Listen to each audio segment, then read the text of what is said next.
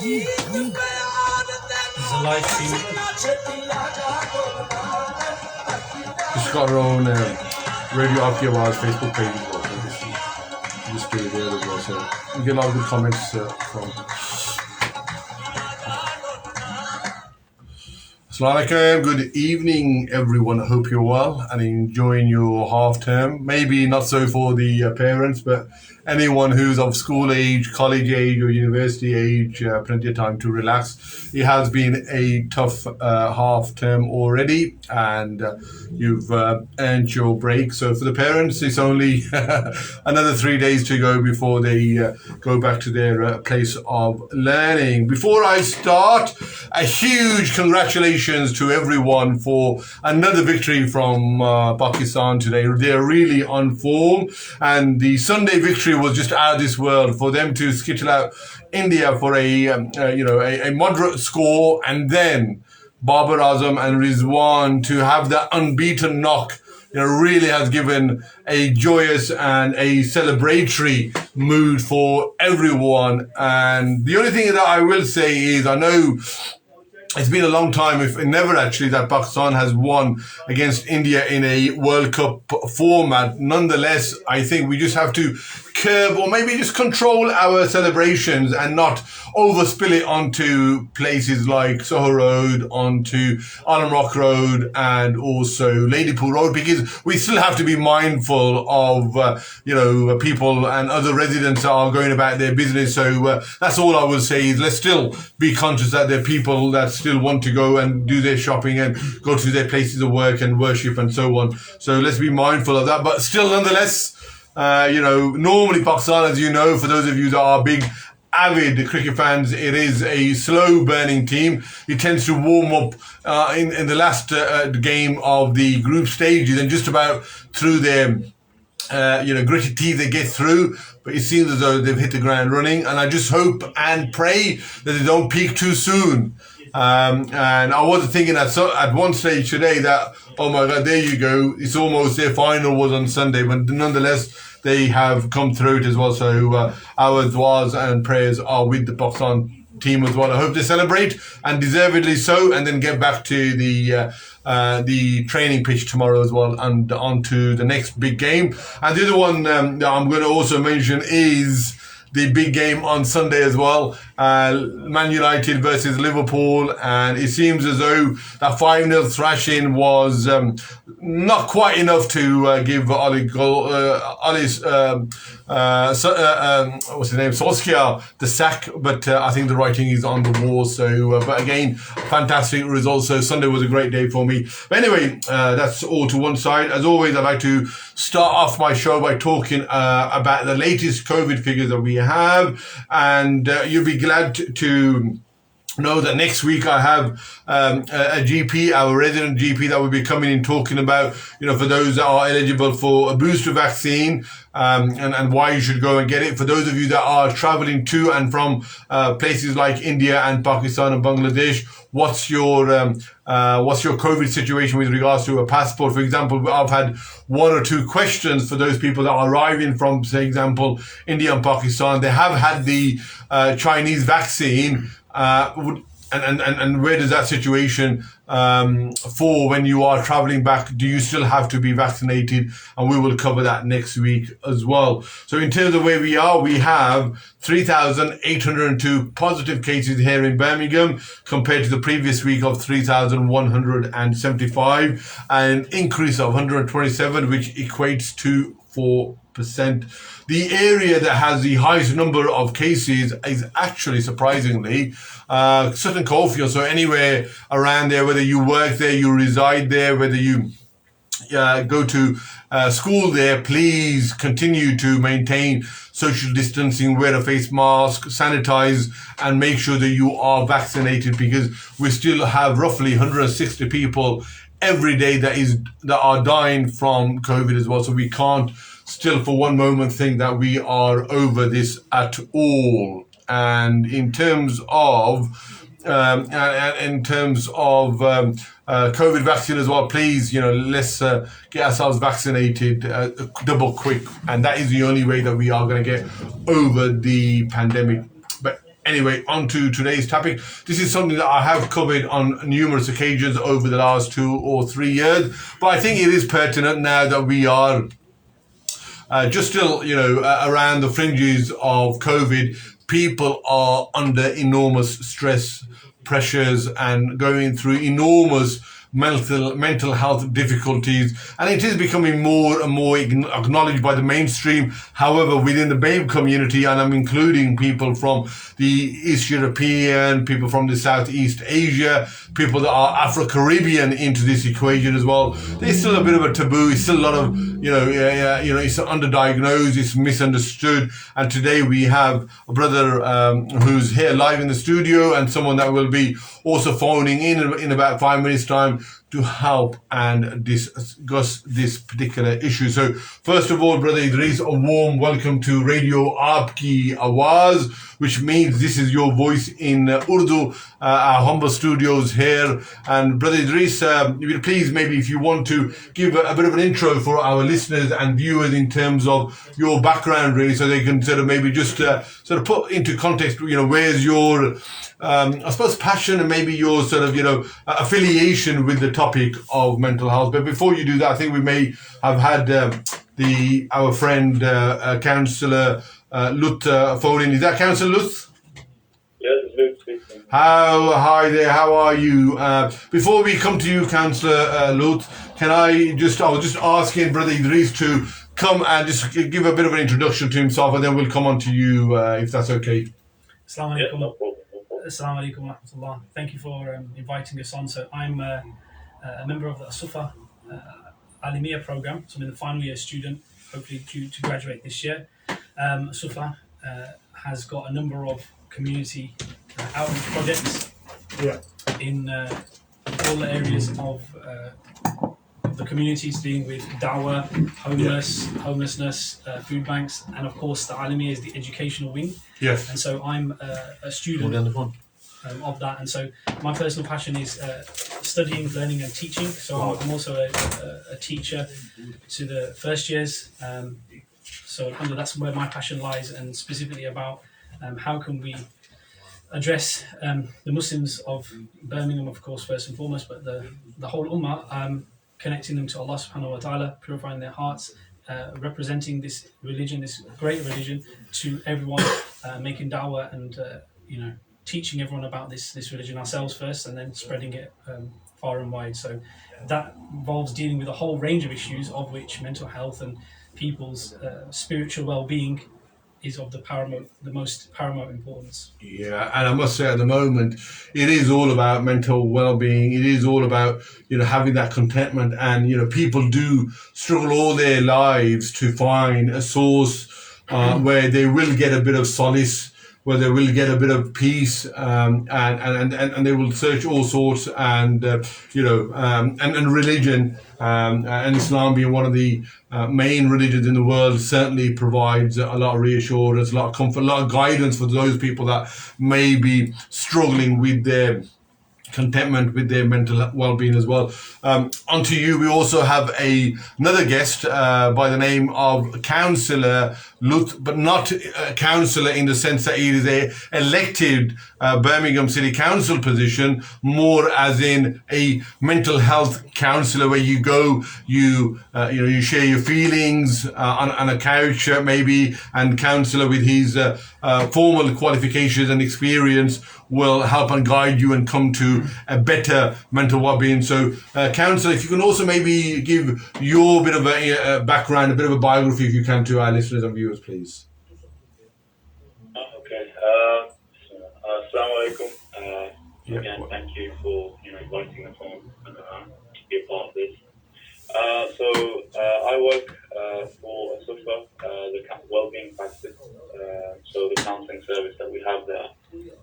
So this is a service that's available to everyone who is interested in, accessing support for their mental well-being. So whether it's, anxiety, depression, or it's something like grief as well. I think all of us at one point will experience some of these emotions. I think that's been a guarantee in a life. I think you will have ups, you will have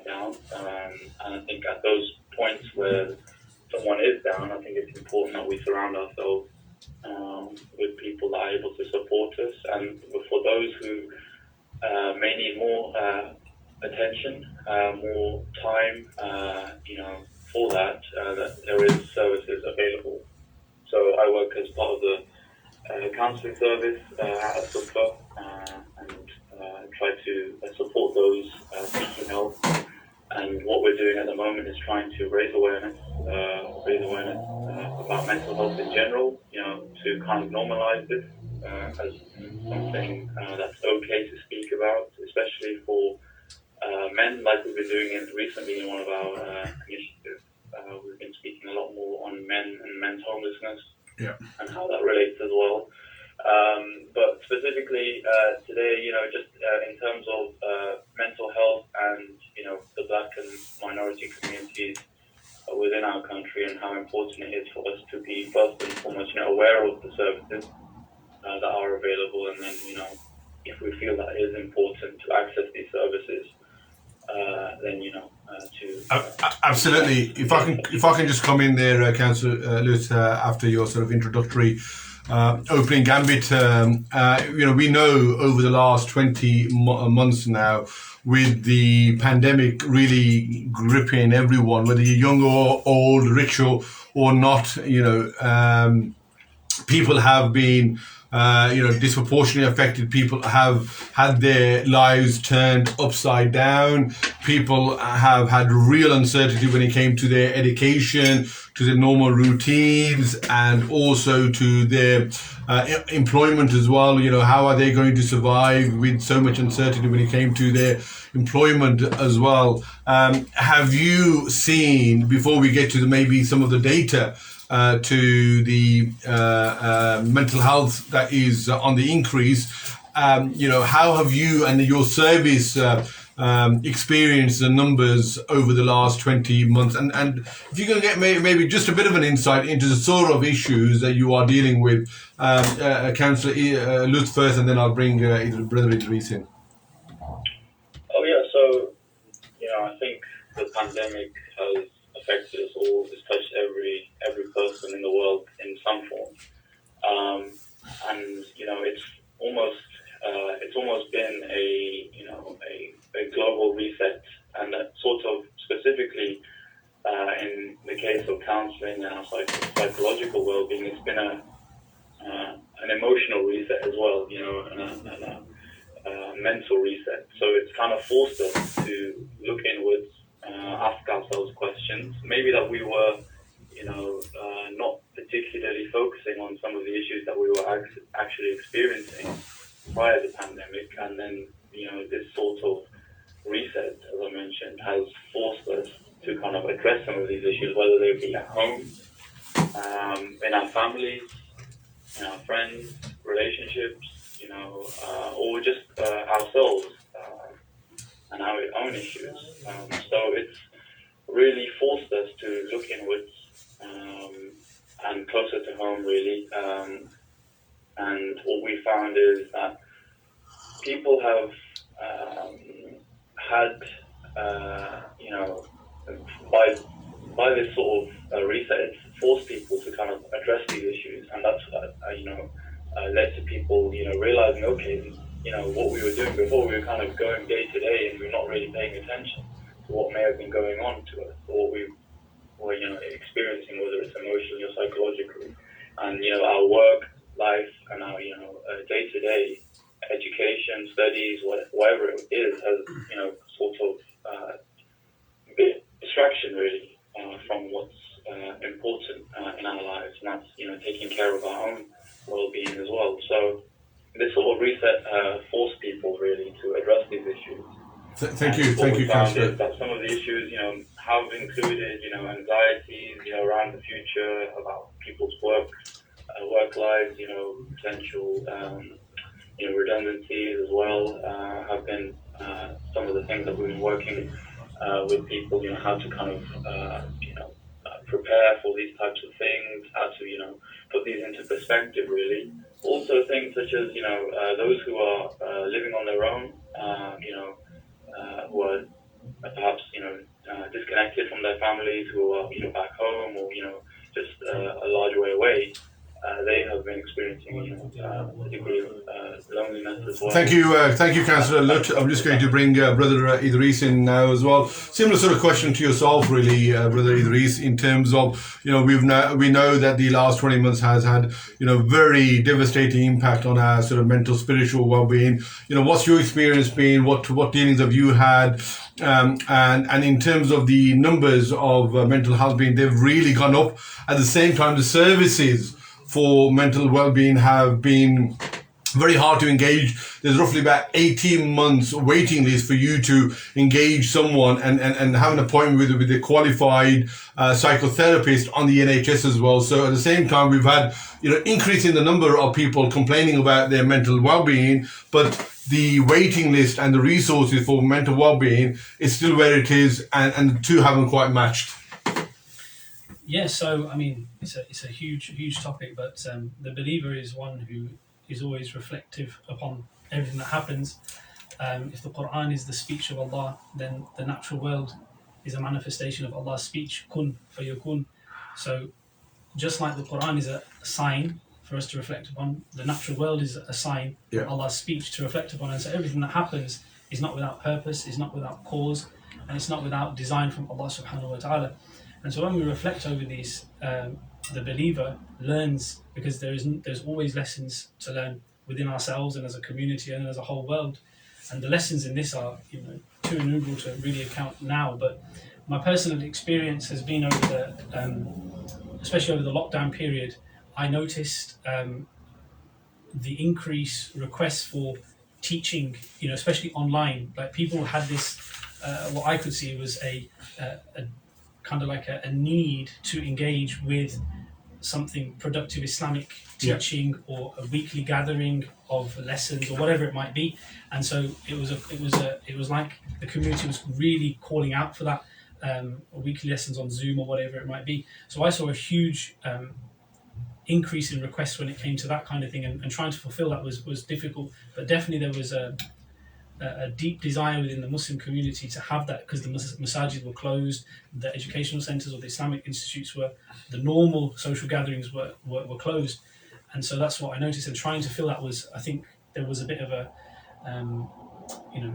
we weren't able to fulfill that gap as much as possible. A lot of things started. So that's something I personally experienced from the teaching angle and the kind of weekly advice angle. And alhamdulillah, I do a couple of classes online weekly. So that's something that I've definitely noticed, and I think our ability to deliver stuff online has improved.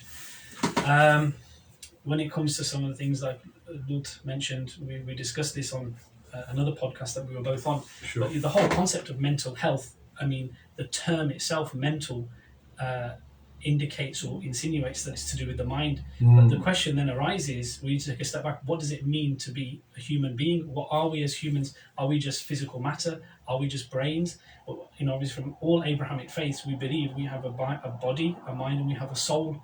Yes. And so by calling it mental health, it kind of negates, or it seems to negate, the concept of a soul. And what role does the soul play? How do you have a sound heart? From an Islamic tradition, and all Abrahamic faiths are talking about the spiritual well-being. And so from dealing with this issue of mental health, I feel people are already on the back foot, because we haven't even properly defined what it means to be human, and then what does it mean to then address these issues as they occur.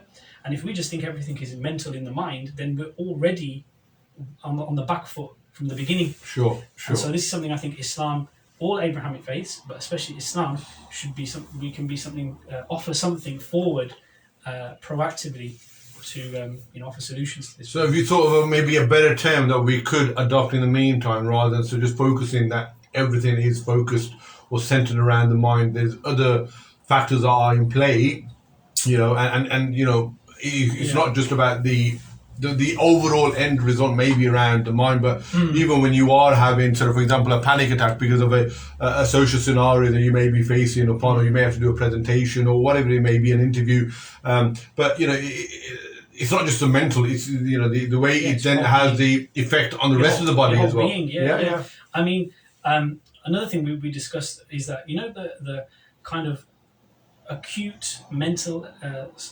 conditions of the brain, like psychotic conditions, yes, they are quite accurately and quite in a very healthy way are treated through medication. And this is what, a consultant psychiatrist, he was telling us that those acute mental conditions are treated best through the traditional pharmaceutical route. But he said, the lower grade, I know it's a spectrum, but the lower grade kind of anxiety and stress, medication doesn't really work with those things. Sure. It's actually something which is to be shy. They move away from that.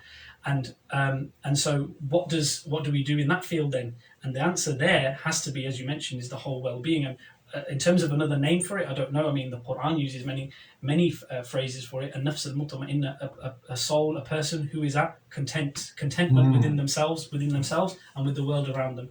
Allah says in the Quran, a qalbu salim, that we will only have someone who's got a sound heart. Sure. So you can use these terms perhaps to indicate, which give an indication as to the core of the issue, the heart of the matter. Yes, nicely put. No pun intended. But and maybe a general question as well.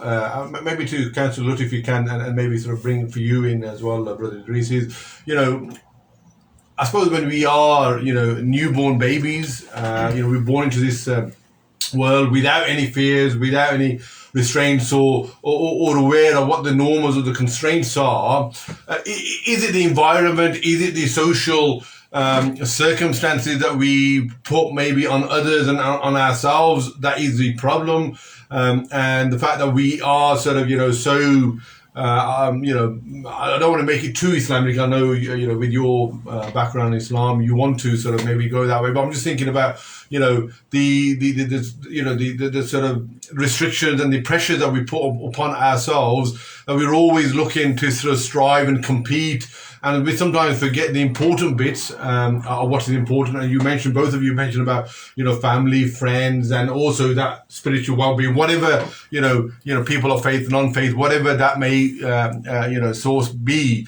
I'm just trying to sort of get to where are we the victims of our own unfortunate sort of mental well-being because of where we've, the way the world is and the life is. Or is this something that, naturally as you get older, so even if, when going back, 1400 BC or 2000, we needed that fear of flight sort of innate sort of feeling in order for us to survive. I don't know which one, who wants to sort of go on there first. Brother Lutz, if you can maybe sort of touch on that if you can. Oh yeah, so certain people, just by their genetic makeup, really, maybe more predisposed or more likely, really, to be more susceptible to certain mental health conditions. Certain conditions that there is a genetic link or a hereditary element to this whole thing, as well as environmental factors as well that we have to consider. Things like the area people are growing up in. The home environment, the parents, the relationship. That's something that especially Western psychology has placed a special focus on, is the attachment that we have growing up to our parents as role models, those sorts of relationships, and then also the siblings, if we have those as well, and the wider community. So there are a combination of factors, pressures that we experience growing up, and traumas that we may experience as well. So it can be difficult to say that it's only this or something else. It's usually a combination of things. But something maybe Brother Idris can elaborate on as well is that in the Islamic especially what is highlighted is that no soul will be burdened more than what it can bear. So there is that element as well, that we have the tools available to us to be able to cope, manage, and navigate through our circumstance if we are aware of them. And sometimes it's difficult. It can be a tricky task, but I think we do have the capacity anyway within all of us to manage our situations.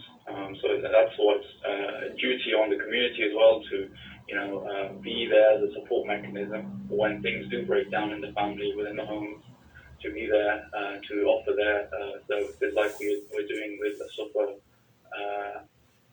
through the well-being practice as well. So things like this, community services, when things do break down and on a more individual level, it's important that we have that sort of crutch to stand up on as well. Sure. Brother Idris, please. I definitely agree with you. I think there's a huge amount that we have in some ways brought upon ourselves. We have a natural way, every human, we have a natural way of being. And just like everything else in the world, we don't have unlimited plasticity. We can't just stretch and change. We can all adapt, but there's a limit to our adaptation. And if you stretch us too far away from our natural optimum, then we will break. And the modern world, in the last 200 years, we have moved away from our natural humanistic way of living in groups and how we live in terms of our balance with the rest of the world, natural world, I mean. We've moved in the last 200 years further than we've moved probably in the whole existence of mankind. And look at the words that we use. Humans, we're called consumers. Yeah. But that's not what we're supposed to be doing. We're supposed to live in balance with our natural world, the natural world around us. So I certainly think, yes, we've brought some of it on ourselves. That ultimately, from the soundness, the wholeness of a human, mentally, spiritually, and physically, it's about balance. Yep. So anxiety, fear, stress, all these things serve a good purpose, but and if they're managed correctly, we blossom, and actually we, through fear, we can attain things like bravery and courage. Was there no fear, we would not be able to attain these higher virtues. But when these things, stress and anxiety, go out of kilter, out of balance, then we get problems. And so it's all about balance, really, and the imbalance with our interaction with the natural world is manifesting now in an imbalance in our psychological, in our spiritual, in our physical. Look at our physical well-being as well. So what we're seeing, I think, is just a manifestation, really, of how far we have moved out of balance on the natural way that we were created upon. Thank you, Brother Reese. Please do enjoy your desi tea. I'm just going to. And Brother Lut, if you were in the studio, you would also be enjoying a lovely homemade desi tea as well. But maybe next time. Very good. Yeah, it is actually. That's the only reason I do my weekly show is because of the tea, actually. But whilst Brother Idris is enjoying his tea, I'm just going to read a comment out and also just maybe have a specific question for you, if I can. Maybe just read the question out first, if I can. Where are we? Yes. One of our resident listeners, Brother Javed, hope you're well. Mubarak on the Pakistan victory. I know you're a big cricket fan. Salam Ali Saab and your blessed guests tonight. This is a very important topic, as mental health in our community is often overlooked and needs looking into. It can be confused with jadoo or black magic. And the question is, Councillor Lut, for yourself, is how, in your experience, how good do you think the BAME community, and again I'm including the Afro-Caribbean in here, are to accessing, medical professionals of the NHS when it comes to mental well-being, or do they go to some of the peers, the imams, the sheikhs, and the equivalent in other religions as well, and trying to find solutions that way? And we know, obviously, there's some, horror stories that we've heard as well, and the fact that you have to sometimes wait 18 months for to access a mental health professional on the NHS isn't exactly helping someone who needs, then and there help. So, what's your thoughts about that, Brother Lut? In terms of black magic and things related to, jinn and that sort of thing, I think that's usually a rare circumstance. I think it's definitely part of something that we do believe exists. It's part of the unseen realm, isn't it? But it's quite rare that is the cause usually. What we find is that probably in most cases it's more mental health related. Usually what we find is that that's an easy target to blame. Yeah. Usually what we find is that the problem lies with us, but it's easier blame something, especially if we can't see it. Yeah. It makes it even more easier to kind of use that as a sort of explanation. So, first of all, I think that there needs to be, greater awareness placed on, the education of mental health and, certain things that I think in schools are being much more, or being introduced a lot more recently, this type of awareness for our children, first and foremost as well, who is, the coming generation. But also for those who are seeking help at the moment, I think it's important to kind of go to the GP as well to begin with, rather than going straight to imams or sheikhs or peers. It's important to get that other opinion as well. Whilst it's important to have that faith perspective, it can also be crucial, especially early, to have that medical opinion as well. So I'd encourage anyone who is experiencing or knows of those who are experiencing to kind of seek out the medical advice as well, alongside potentially faith perspectives as well. Because generally speaking, it is mental health related, or in that Thank you, brother Lutz. I'm just going to sort of expand on the question to brother Idris as well. People are sort of concerned about the jadoo and black magic on things. I've heard many a story. For someone, a couple, after 2 or 3 years of being married, they don't have children. Someone's done black magic on them. They can't get a job. They can't get married. Whatever maybe happen, or it's black magic. And then obviously out of desperation, your wife, your mother, your parents will take you to one of these backstreet imams, and they will, do all sorts as well. And that's very much, a thing of part of our community. You may get some sort of a concoction or something, some sort of verses of the Quran as well. And sometimes you hand over. I've had stories whereby people have, you spent maybe £4,000 or £5,000, and much more to some of these guys as well. So I suppose we don't go, and this is because of lack of knowledge, maybe not knowing better, and they won't go to the sources of the Quran and try to understand, or other stuff. But it is something that is quite embedded in the South Asian community, people from Pakistan, Bangladesh, Kashmir, Pakistan as well. What do you say to the listeners and the viewers, who always go for that black magic with the jadoo link, and what's your advice really? It's a huge problem, as you mentioned. There's many things to say.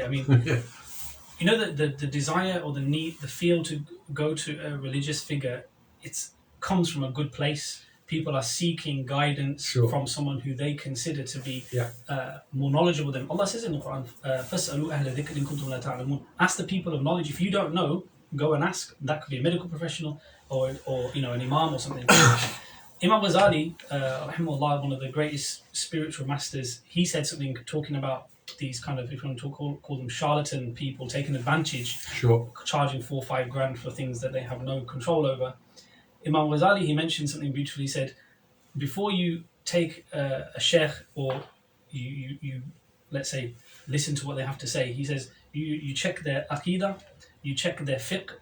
Are they following correct aqidah? Do they follow correct Islamic madahib? No strange opinions before you follow. And he said you check their following of the sunnah of the Prophet sallallahu alaihi wasallam.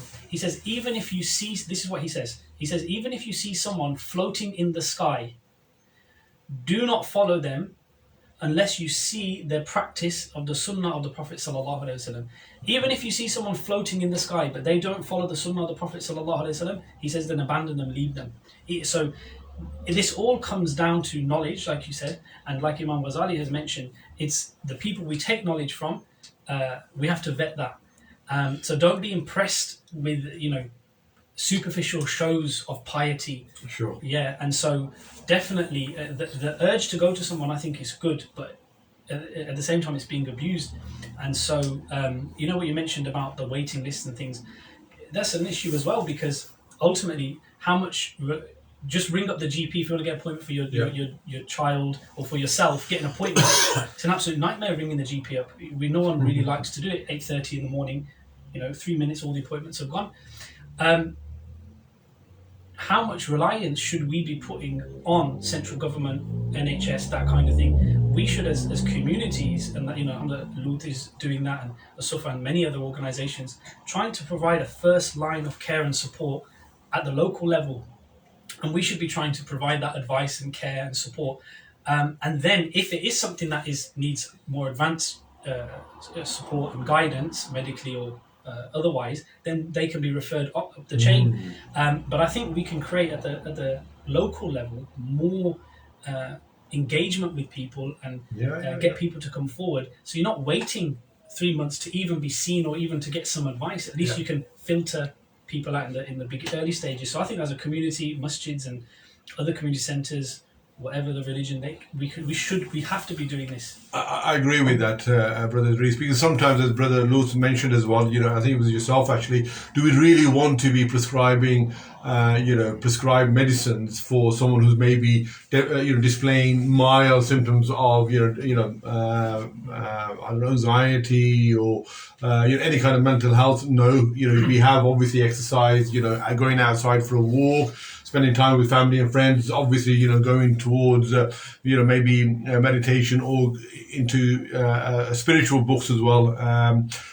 So I fully agree with you there. And also, I think, for anyone to sort of go to the GP, we know that they will then obviously, if it's a more complicated case, referred on to a medical health professional that specializes in that. But in the meantime, I think a lot of people just want, we are living very fast lives, very isolated lives, actually. And sometimes it is just having a bit of quality time with someone, having someone there to listen to their problems and understand and acknowledge, and maybe not even advice, really, just be a sounding board for them as well. So, I think there's a lot of element for that, and there's no reason why churches, mosques, and community centres can't play their role. I'm just going to go to some of the more comments that have come through. Salam day, brother. More people with mental health in lockdown. More people with mental health problems in lockdown, including kids.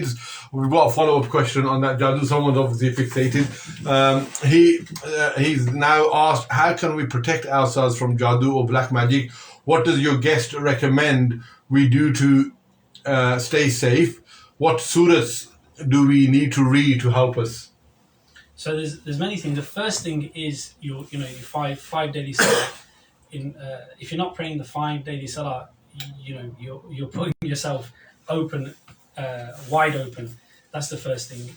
In terms of adhkar, the Prophet ﷺ, he mentioned a number of things. The last two surahs of the Quran, Qul a'udhu bi rabbil falaq, Qul a'udhu bi rabbin nas, in the morning and the evening. These are very powerful for creating protection for ourselves spiritually. Connection to the Quran generally, should be reading the Quran at least once a portion every single day. And good company,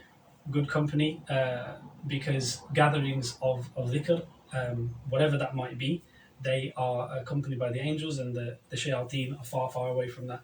And lots of dua as well, making dua and these kinds of things, they all protect a person. But ultimately, if you're not following your obligations, your bare minimum 5 pillars, the bare minimum, if you're not doing those, don't expect small little things here to be, plugging the holes.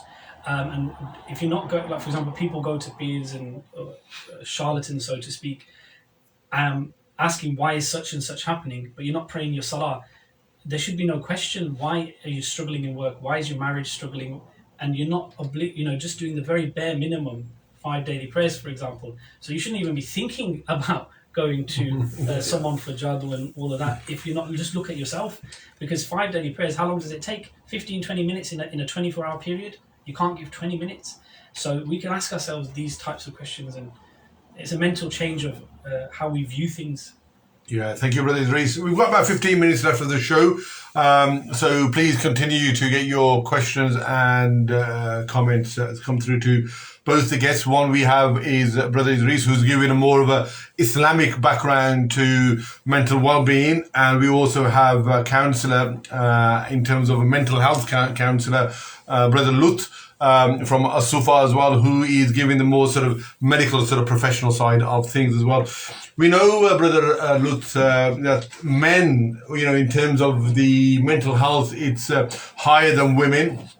And also when they take anything that's drastic, for example, suicide because of mental health, there's a high number of people that are, a high number of men that are also dying as a result of suicide because they can't cope with the life pressures that, that life throws at them. That's small numbers, even though they are important, we still need to prevent those. And they're quite extreme. Hopefully it should never get that far.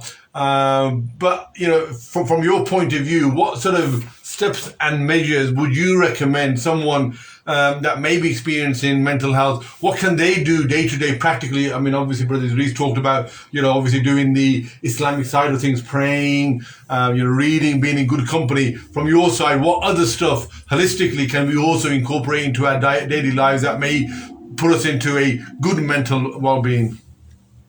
I think what's common in cases where there is things such as suicidal tendencies or thoughts particularly are affecting someone is that they have isolated themselves quite significantly from the rest of society, really. So they have kind of detached themselves from their, whether it's their families, relatives, friends, or just the local community, really, and they've kind of created a bubble where they only see the world in a particular way, and it's obviously quite a dark way to consider the world, to consider the world from that perspective, to put them in that place where they are contemplating suicide. So what we can do as people who are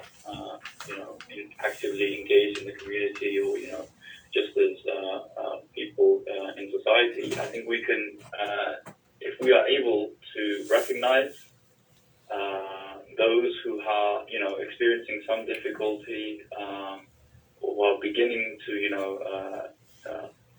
isolate themselves, or slowly you haven't heard from them in a while, or you've not seen them lately, or usually people that you would see quite often, or you would be in touch with, in contact with, but you've kind of lost touch, and you're not had an explanation for that. I think it's important that we try to reach out as people who may be more in a more healthy frame of mind. So I think it's important for us to kind of reach out to those, let them know that you're there as a support. If they need anything, just to see how they're doing, ask them how they are. These types of things. Just general human, mannerisms, really good manners, really, to see how they're doing. Just to check in with people who may, be experiencing some difficulty, and then with that, you may find that they're actually doing okay, and everything may be okay.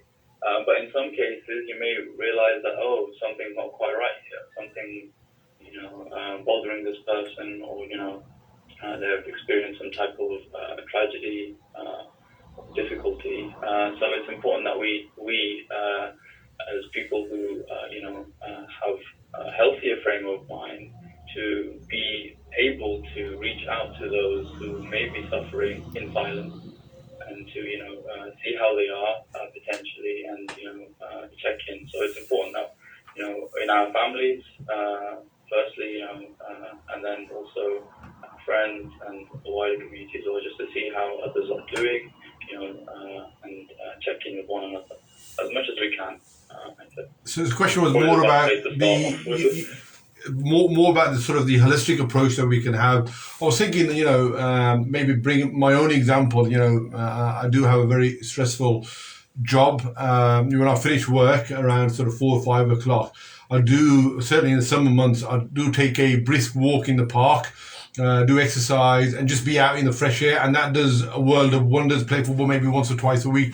That does a world of wonders, really. I was just sort of, trying to sort of get you to, lean more on that side of things as well, for our listeners and viewers, how important that is. Reconnecting with nature, exercise, these are fantastic ways, really. It may not be everyone's preference, though. Sure. Sport and exercise, not everyone is interested in these things, but I think it should be something of importance in some form anyway, whether it's walks, or like you said in your case, football. But I think it's important that someone who is, noticing that they're not feeling too good to kind of reconnect with nature in whatever way that's possible for them. So maybe it's going for a walk in the local park with a few friends, organizing a trip or a hiking trip or something like this with a few friends or family even as well. So I think reconnecting with nature is especially important as well. And then I'd say sleep is definitely Sleep. something that, sleep. It's something that we don't particularly pay much attention to, but usually it's something, especially that I try to understand right from the off, really, when I'm working with people. Is, how is your sleep? How are you? What times are you getting to sleep? What time are you getting up? What's your sleep? We call it in psychological terms. We call it sleep hygiene. What is your preparation for sleep like? What does that? Do you wind down, or do you kind of just have your phone on? Up to the early hours in the morning. So it's that's also important, and things that we should have in place, such as switching off from our devices at a set time, and then getting up as early as we can.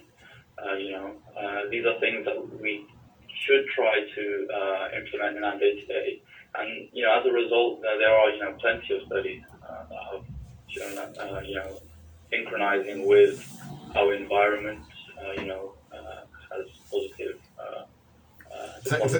Thank you, Brother Lutz. We've got about 5 minutes left. I'm just trying to get squeeze 2 questions in. So if you can be sort of brief as much as you can. One is questions come through is that they're very busy with their lives, and when they do pray, it gives them a huge amount of comfort. But their prayer is very irregular.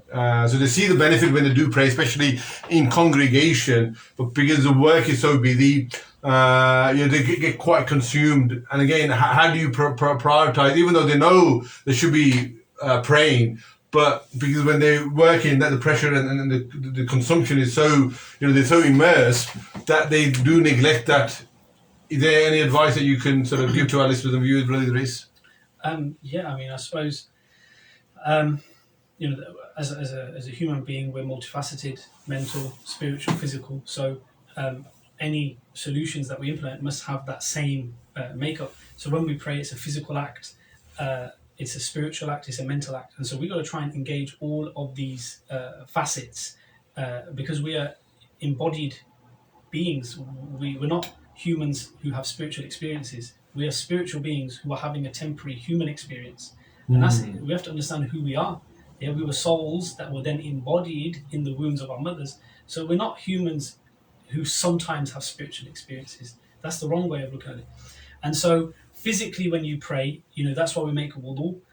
People who do really bad sins, you see they keep washing their hands. Like, why is that? That they feel they're can't rub that dirt spiritually their way. So our physical behaviors, how we dress, if you treat the salah as important, you make wudu properly, you reflect about what you're doing, you use miswak, you dress in nice clothes, don't pray in pajamas at home, try and pray in good, make sure the area you play is clean. When you respect the signs of salah, the salah will give back to you. If you pray in a very lazy way, in the sense of your outward respectful, like how you dress, like would you stand in front of a job interview in your pajamas? You never do that. Now, it's not going to invalidate your prayer, but these little subtle things, they all add dimensions and layers to your experience in the prayer.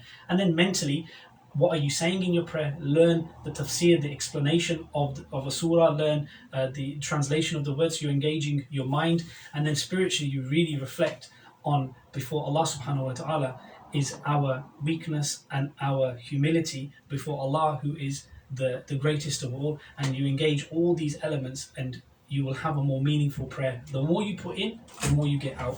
If you're lazy in, you're going to get lazy out, and so things to bear in mind. Last thing I'm going to ask you, if I can maybe just ask you to sort of sum it up in a minute or so, if you can, is, I worry about the next generation. I have a child, and if I give him, one of those devices, whether it's PS4 or an iPad, they can easily, and my daughter, it's not just my son actually, they can be easily on there for 3-4 hours just watching YouTube, watching these YouTube Starlight KSI. I don't know if that means anything to you. Yeah. And, they're watching another program and commenting, and the next generation finds that quite entertaining.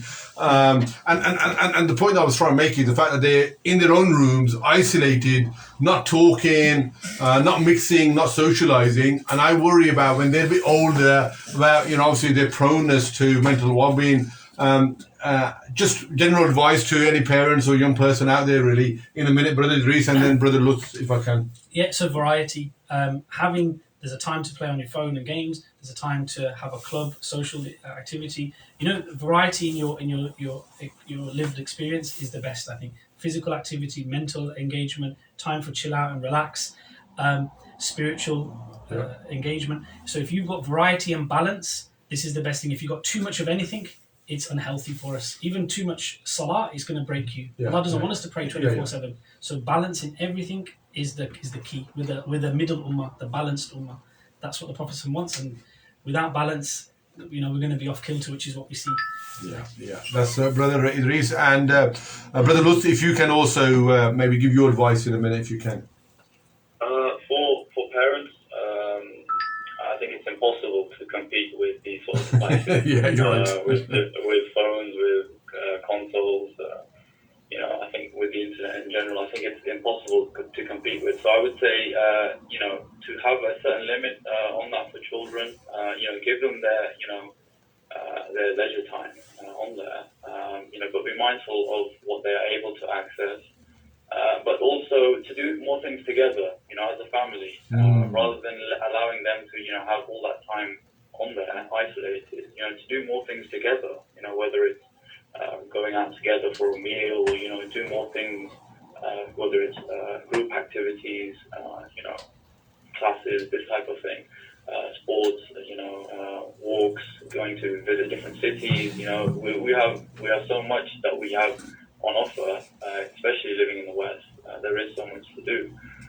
So there are plenty, as Brother Idris said, there is variety and there is so much out there. But I think I would encourage parents to do more things together with their children. Thank you, Brother Lutz, and thank you, Brother Idris from As-Sufa, who helped me to navigate the current, the topical, and something that's increasing now within our community, especially with the pandemic, COVID, hitting us, and we're still not over it. And there's one final comment I want to just read out to both of you. Very good advice from the brothers. We salute you for coming on the program. Stay blessed. So really positive and comforting words by our listeners and viewers. Please, as always, continue to look after yourselves and each other. Until next week, God bless. How are you? Hey, Gandhi Foster. Thank you, Brother Lutz. You take care. And Jazakallah for your contribution. Thank you. Cheers. By the way, thank you, sir. By that, thank you. Take care.